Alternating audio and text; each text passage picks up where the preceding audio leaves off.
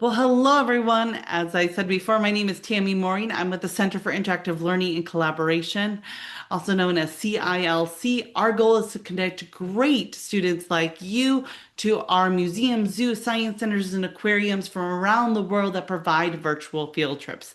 Today, we're going to be going to the South Carolina Aquarium as part of CILC's Field Ed Live programs. You can find out all about our upcoming programs by going to CILC Field Ed Live. I'll drop a link into there. Like I said, today we're joined by the South Carolina Aquarium for the program Home for the Healing. I'm going to drop a link to all the programs that Maddie provides on the CILC website. And I hope that you connect to her to learn more about what South Carolina Aquarium has to offer. You can do animal art, Great Ocean Voyage. You learn about shark adaptations. You can go to Mountain Swamp Trek, Ocean Possibilities, and so much more. All of the programs are out in the aquarium space, which is amazing to see everything up close, not hidden away at any point. You are right there as just if you were physically on the carpet or the tile floor with Maddie in a personal guide. How often do you get that at an aquarium? You never get that. And then lastly, Maddie has some great programs that are just listed, excuse me, on the South Carolina website. So I'm going to take you right to their virtual field trip page, and I'm going to drop that link right into the chat there. Definitely check them out. There's a couple upcoming events I know that are going to take place. So definitely join them. They have one on December 11th also, and I'm sure there are more that are upcoming also. But at this time, I'm going to hand it over to Maddie. Just a reminder, students and teachers, if you have questions, answers, or any tech problems, throw those in the chat, and I'll be here behind the scenes. Otherwise, Maddie is going to be our expert and lead the way. Take it away, Maddie. Oh, thanks so much, Tammy. I appreciate it. Good morning, everybody, or good afternoon, depending on where you guys are watching from. Thank you so much for joining today. I'm so excited to be here to talk about our Home for the Healing. We're going to learn a lot about what it takes to care for animals in human care, specifically animals that maybe come in with an injury or something wrong with them. We're talking about how we rehabilitate animals. We're not only going to learn about rehabilitation here at the South Carolina Aquarium, but also at some of our nearby locations here in the low country of South Carolina. I already saw that you guys, a lot of you shared where you guys are joining us from. So thank you for that. I'm going to pull up this PowerPoint so that we can kind of go through this and get a little bit of background information before we really go and meet some of our animals. Um, and can everybody see that okay? It should look good on your end, but if anybody can't, let me know in the chat. But let's go ahead and dive in and talk about our home for the healing, all right? So I don't think we have anybody watching from out of the country today, but just so you guys can familiarize, pardon me, yourself with us here at the South Carolina Aquarium. That little red star right on the east coast of the U.S. is where we are located. And if I zoom in just a touch more for all of you that are local or from America, at least not local to South Carolina, but from America or live here. You can see where we are in relation to you guys. So I know we had a couple of people from Washington, some from New York. I know we had at least one person from Florida. So find yourself on that map, and then you can see that little yellow star is where we are here at the South Carolina Aquarium. That picture over on the right is also a picture of our building. We're located in downtown Charleston, South Carolina, right on the river, right as the rivers are kind of connecting to the Charleston Harbor, and it makes for a really awesome place to be able to teach about all of our local wildlife from, including some of the animals that we care for and then release back into the wild. All right. And we're going to kind of touch on that later. We're going to meet some of those guys. But before we get too far into that, I want to know from you guys, does anybody know what is rehabilitation? That is kind of a vague word. So you maybe know it in a context that's not related to animals. Maybe you know it for a physical therapy sort of thing, something like that, right? There are lots of things that rehabilitation can mean, but type in the chat and tell me, what do you think of when you think of rehabilitation? All right, I'm seeing healing an animal that is sick or injured for vacation, right? Absolutely. That can be kind of like a relaxation and rehabilitation kind of situation. Absolutely. Helping animals and letting them go. Absolutely. You guys are nailing it right on the head. I'm going to give you a long definition, kind of a wordy definition, and then we're going to break it down. Rehabilitation is the process of providing treatment and therapy to sick, injured, debilitated, or orphaned animals to relieve pain, restore function, and improve their overall quality of life. All right, so again, that's a really big, kind of broad umbrella term, but that's kind of encompassing all of what animal rehab is, right? It is a very kind of wide, there's a lot of options, there's a lot of differences between animals depending on what injury they have, what species they are. Rehabilitation means so many different things depending on what animal you're talking about, right? So this kind of encompasses all of those things, but rehabilitation can be anything from a bird with an injured wing to a sea turtle that maybe has some boat strike injury, something wrong with their shell. Could be bear cubs orphaned by their mother for one reason or another, whether she's unfortunately passed or something happens and she's no longer able to care for them.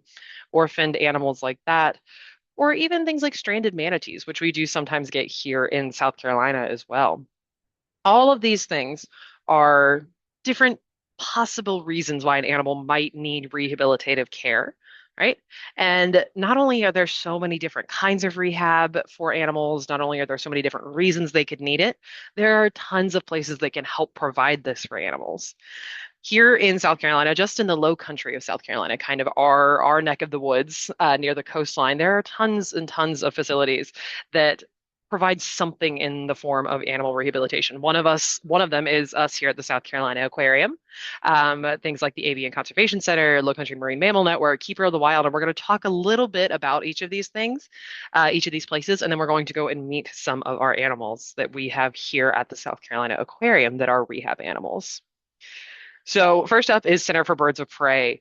I don't think we have anybody that's super local to South Carolina. I know some of you have traveled here, but not anybody that's super local. But the Center for Birds of Prey, or the Avian Conservation Center, as it is now known, initially started in about 1991, and you can see on the map it's just a little bit up the coast from us here in Charleston. But in 1995, it actually switched from being the Charleston Raptor Society to the Center for Birds of Prey, and now is called the Avian Conservation Center. And the reason they've changed, and the reason that that has developed a little bit over the years, is because they've expanded what they do. So not only do they house many different birds of prey for educational purposes so that people can go and learn about them, they do research. They also have an avian medical clinic. So that avian medical clinic operates 365 days a year. It is always open. If you find a sick or injured bird of prey anywhere within the kind of area of the low country here, you can call the Avian Conservation Center and they can come and pick that bird up and rehabilitate it, care for it, and then hopefully eventually release it back out into the wild. Since they opened in 1991, the Avian Conservation Center has actually released over 15,000 birds of prey back out into the wild. So that's pretty incredible work that they're doing. Next up is Keeper of the Wild. This one's a little bit different. This is a little bit more of an informal sort of network almost. So it doesn't have to necessarily be a center, a place where animals can go to be rehabilitated. Sometimes it's making connections with people. Keeper of the Wild was founded by a local woman here who has been privately rehabilitating, pardon me, animals in the greater Charleston area for about 35 years here. Sometimes it is through her office located in Walterboro, South Carolina, which is again on the map just a little bit away from us. Sometimes it's through that. Sometimes it's through connecting people with the right center for whatever kind of animal they have, right? She may not be equipped to care for a bird, but she could get you in contact with the Center for Birds of Prey, with the Avian Care Center. Right, so Keeper of the Wild is another one that does really important rehabilitative work and has rehabilitated and released thousands of animals in the nearly 35 years that they've been established here in the Low Country. Next up is the Low Country Marine Mammal Network. This one is a little bit more conservation focused and less rehabilitation focused, but it's still related because we would not only work closely with them, they work closely with things like Keeper of the Wild, with other rehabilitative centers in South Carolina, but they also help with strandings. You can see on the right-hand side there that that's a dolphin that is stranded, potentially being necropsied, which is studying a deceased animal to determine its cause of death, to figure out just what happened to it so that we can learn from it. So not only are they involved in things like that, but they also help with things like manatee strandings, or on the bottom left there, you can see that's a sperm whale that's stranded a little bit north of us in near Hilton Head, South Carolina. And so they are another slightly different, not quite a center, but definitely still playing an important part in rehabilitative animal care, right? And then finally, is the South Carolina Aquarium. I don't want to talk too much about us right now because we are going to go and meet some of our animals, but just so you guys can see, our kind of big work that we do in rehabilitative animal care is our sea turtle hospital. And we're going to talk more about it and go meet some of the patients in a moment here. But before we do that, we are going to turn that off and we are going to go and meet one of our first animals today. So this animal here is not one that we did rehabilitative work with, but she now lives with us because she is a former rehab animal. All right. So I'm going to turn this camera around. You might have heard her while I'm talking. I don't know if the microphone picks it up or not, but this here is Liberty. And Liberty is our resident bald eagle here at the South Carolina Aquarium. She has been here since about 2008, but before she came to us, she spent a little bit of time at a rehabilitation center outside of Pigeon Forge, Tennessee. So Liberty here was found in 2006 with what we assume to have been an injury because she flew into a power line. We're not entirely sure, but she was found with an injury to her left wing.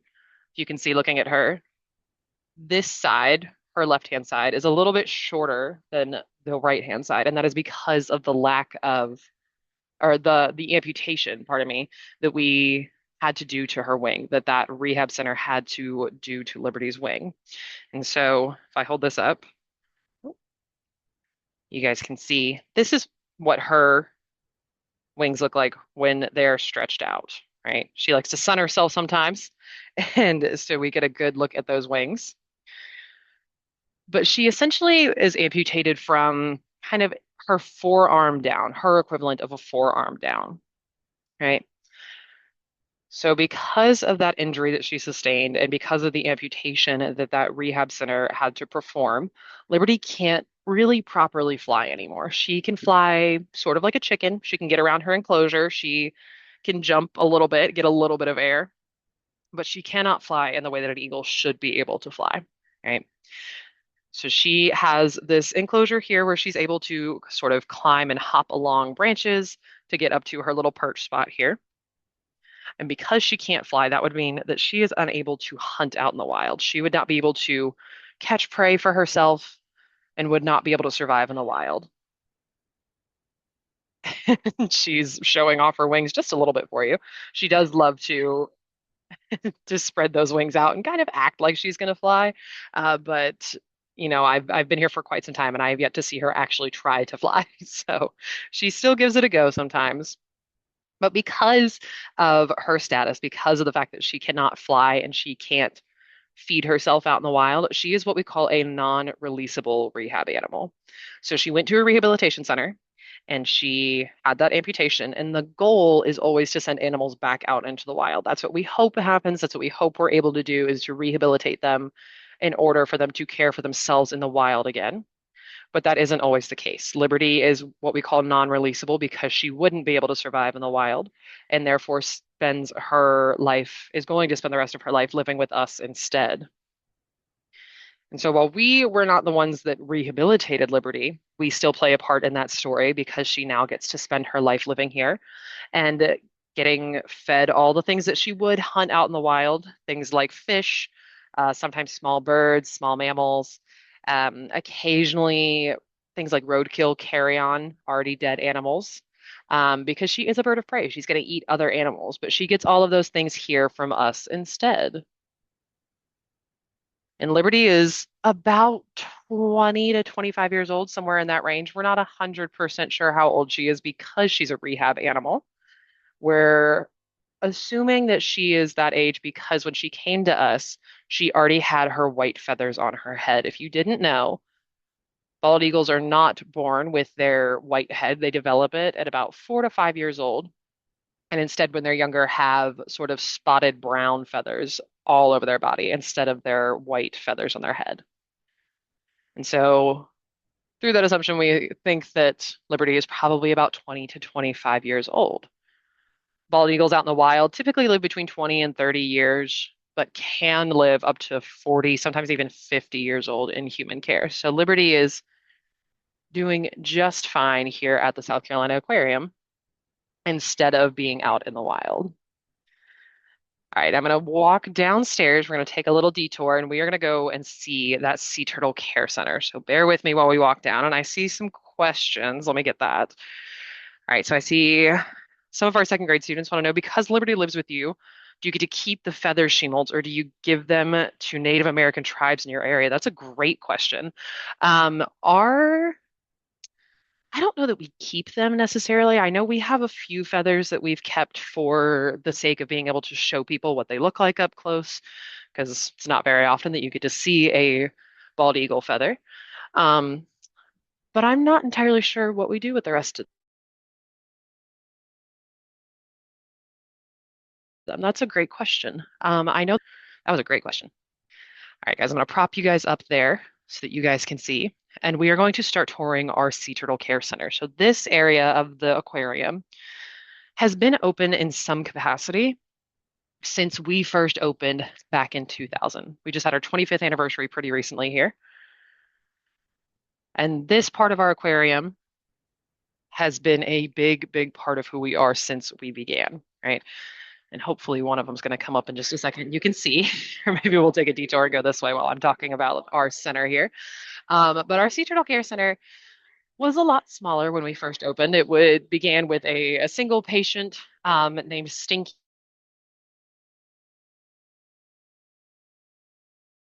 who came in with what we call debilitated turtles, not in the area that you're looking at now, but kind of in our basin area, which is where our Sea Turtle Hospital was entirely up until about 2017 when this area that we're in now opened up. So now we have this awesome exhibit where we can show people all of the rehabilitation work that our team does. Okay. So the Sea Turtle Care Center, like I said, this part of it has been open since about 2017, but has been around and working since about 2000. And we have released 477 turtles in the last 25 years. So we have rehabilitated, cared for injured turtles, and released them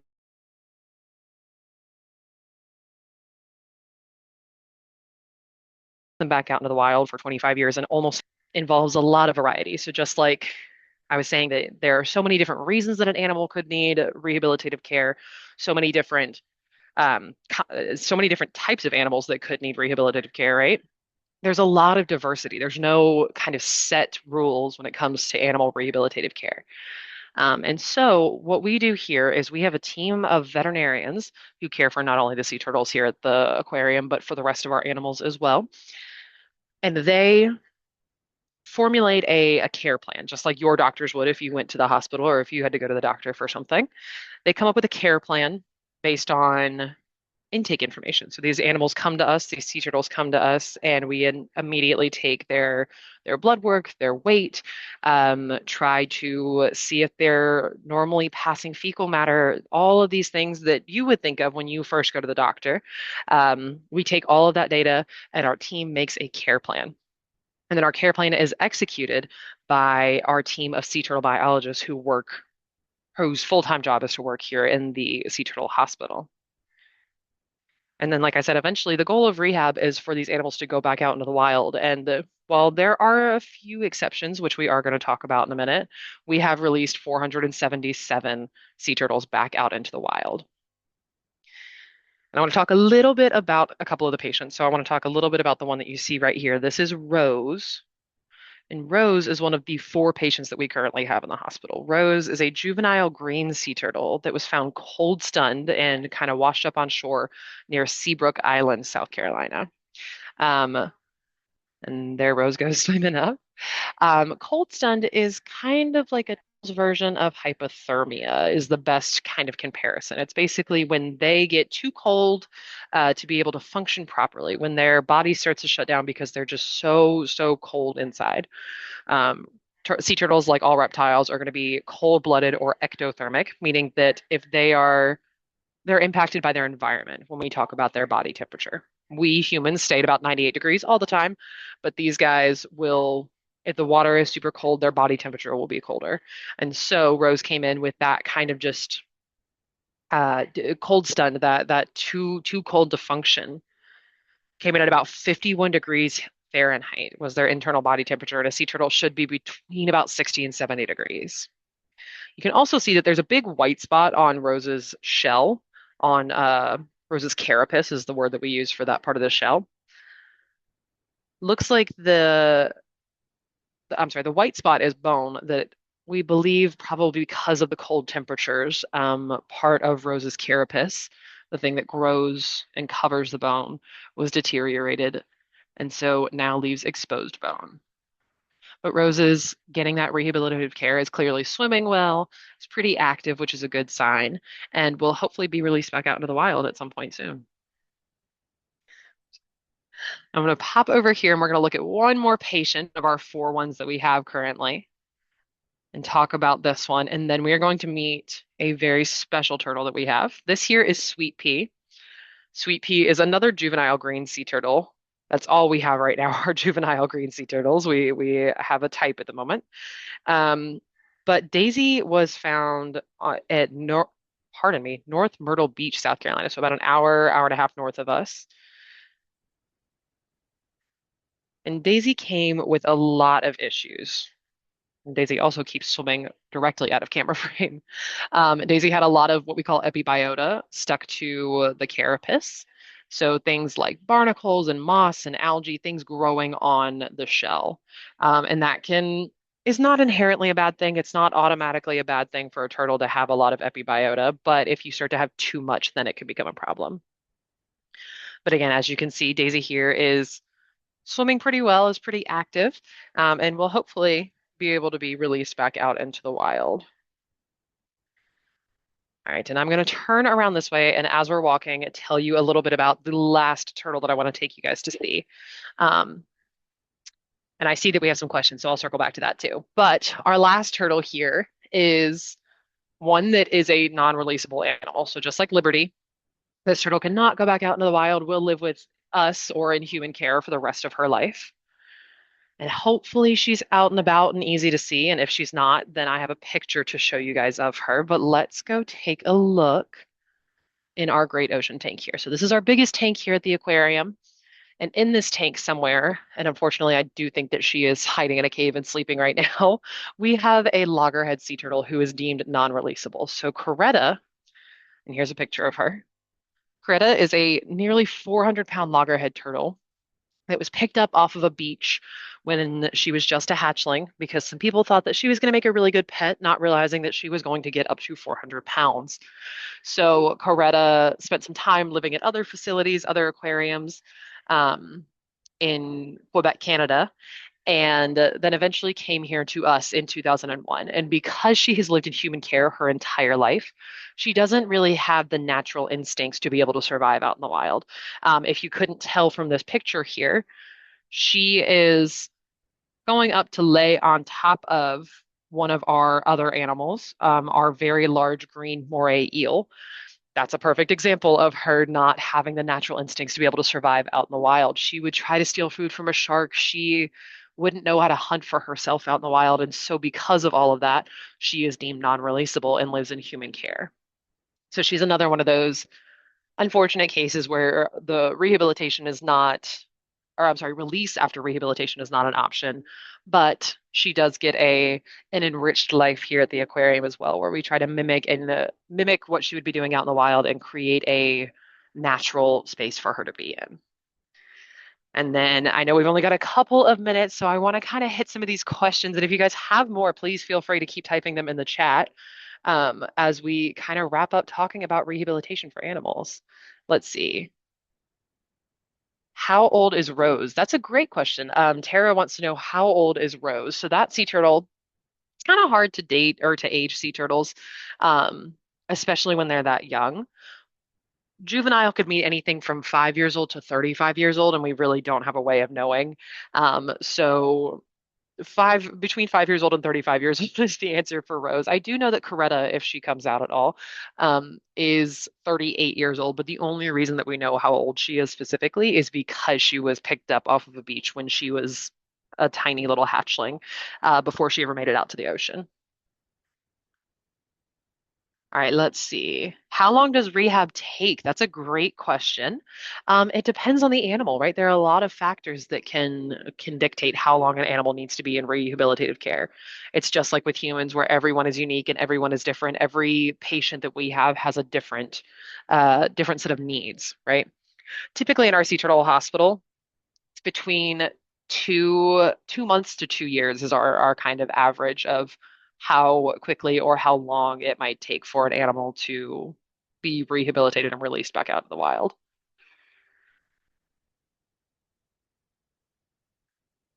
Let's see, what else do we see?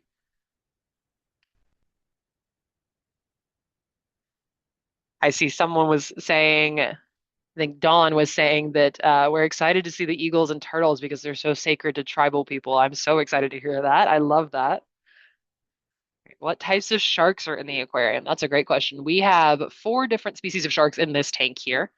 You've seen two of them swim by. We have our black-nosed reef sharks and our sandbar sharks. And then swimming right down that way is our one of our sand tiger sharks. And then we also have some nurse sharks. They are down on the very, very bottom of the tank and also hidden in caves, probably where our friend Coretta is as well. And so we can't see them, but we do have four different species of sharks in this tank. How many animals do you have? That's a great question. In this tank alone, we have about 500 individual animals. I want to say that throughout the entire aquarium, it's probably close to 2,000 if I'm not mistaken, but I am not positive about that. Do sea turtles live with a family or do they live alone? That's a great question. Sea turtles are actually very independent species. They don't live in a family. Unfortunately, Finding Nemo did kind of lie about that. They don't take care of their young. Mother turtles will come, lay their eggs on the beach, and then immediately leave. They are not caring for those baby hatchlings. And so no, they're pretty solitary animals. That's a good question. I see somebody said, are sea turtles the only type of turtle you rehab? Typically, yes. We have had a few instances where we've had some exceptions to that. A few of them that are still in our care, actually, a few freshwater or land turtles as well. But typically, yes, it's only sea turtles. Ooh, and Susie wants to know, that's a good question. Why is Coretta, I'm assuming, in there with all of the other animals, and does she need to be in a tank alone? That's a great question. So while they are solitary in terms of other turtles, they're not hanging out with other turtles, they're not hanging out with a group of turtles, they do still live in areas with other fish, with other animals. Um, Turtles typically, many species of turtles, prefer to live around like a reef structure, something like that. If you can see kind of off to the side of our tank, we have a big reef structure there. And so that would be where Coretta would live out in the wild. And so while we wouldn't necessarily want to keep multiple sea turtles in a small tank or a small enclosure together, we can keep them in an area like this. All right, let's see. How do they get their names? That's a great question. Our sea turtles get their names through a theme. So each year we pick a different theme to name all of our turtles after. This year it was flowers. Last year it was cheeses. The year before that was, I think, celestial bodies like constellations and planet names and things like that. So we have different themes each year, and we get to vote on them, and we get to, as a staff, kind of pick what our theme is going to be. Let's see, how big can a sea turtle get? That's a great question.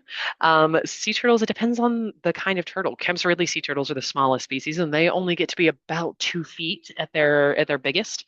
But other species, like the leatherback sea turtle, are quite large, and they can grow to be about 11 to 12 feet. They're quite large. And Sarah wants to know, what's the biggest sea turtle you've ever had? And we have had two leatherbacks come through our facility. The first one, I believe, in 2015. Leatherback sea turtles are really hard to rehabilitate in human care because they are a migratory sea turtle species. They're the only one that doesn't typically live near a reef or near a beach of some sort. They're going to be out in the open ocean diving and swimming so much every single day that keeping them in human care is really stressful on their bodies. And then I think we have time for like one or two more questions. Has a shark ever attacked another animal? That's a great question. So it does happen occasionally. They are still animals. It does happen. But we have a lot of things that kind of help to mitigate that. So our sharks in this tank are fed or offered food 3 times a week, every Monday, Wednesday, and Friday. They're also what we call target trained, which means they know when they hear this long metal pole bang up against the side of the tank from the top of the tank, they know that that means that they're getting fed, and they kind of come and do like a drive-through situation where they kind of do circles around the top of the tank to take a bite of whatever fish they're being fed that day. Um, and so that happens 3 times a week. Out in the wild, a shark would only eat 1 to 2 times every single month. And so doing that kind of keeps everybody in the tank very well fed and helps to mitigate that issue. But it has happened before. It happens occasionally. And we just do everything that we can to keep it from happening. Oh, and then Susie wants to know, what is the most common injury that a turtle has? That is a fantastic question. Unfortunately, plastic ingestion is one of the most common things that we see. Plastic ingestion is a big one because anytime that a turtle might accidentally ingest something, they're not the brightest animals. Their brains are quite small, despite being quite large animals. And so they can easily confuse something like a plastic bag with a jellyfish, which is a really common part of their diet, or some stringy plastic with maybe seaweed that they might be eating. So that's definitely, unfortunately, one of the more common injuries. I would say after that, it's probably cold stun patients, which um, is still kind of human caused since climate change, which is human caused or human accelerated, um, can really impact their migration patterns and often ends up in a lot of cold stun turtles. That was a great question. All right, and I think that might be all the time we have. You guys have had such wonderful questions. Thank you so much for all of those. I've had such a wonderful time hanging out with everybody, and talking about rehabilitation. It's such important work. It's important for keeping biodiversity out in the wild, for being able to preserve endangered species, for educating people. It's such important work, and I'm so glad that you guys were able to come and learn a little bit with us today. Well, thank you so much, Maddie, for a great program. And students, you had really good questions. Loved them. Maddie, I love that the theme last year was cheese for all the animals. That I loved it. I would have been It voting for was that it theme was a right good away. one. Queso was my favorite for sure. Ah, that that's a great name. I love it. Okay. Now I'm inspired. So hopefully all of you are. But thank you, students, for your great questions, your answers, and thank you, Maddie, for an amazing program. I encourage you all to book a program with Maddie on another topic, learning maybe more about sharks, since I know that popped up, or salt marshes, or who knows what. But there's lots of choices out there. I'm going to drop a link, of course, to all their upcoming programs right here in the chat for you to explore. I hope you dive into more to what they have to offer. And then I'm also going to put a link to their website for you to discover more about their distance learning programs there, or their virtual programs. And then, of course, we hope you join us on another Feel Ed live program. You can find out that up and coming schedule there. Other than that, though, thank you all so much. Great questions, great answers. Everything in the chat was wonderful. And thank you, Maddie, once again for a wonderful program. We learned a great deal, and now I'm nice and calm from watching all the fish. So, Happy to end everybody's session with some blue mind. Thank you guys so exactly. much. Thank you. Have a great day. Bye. Bye.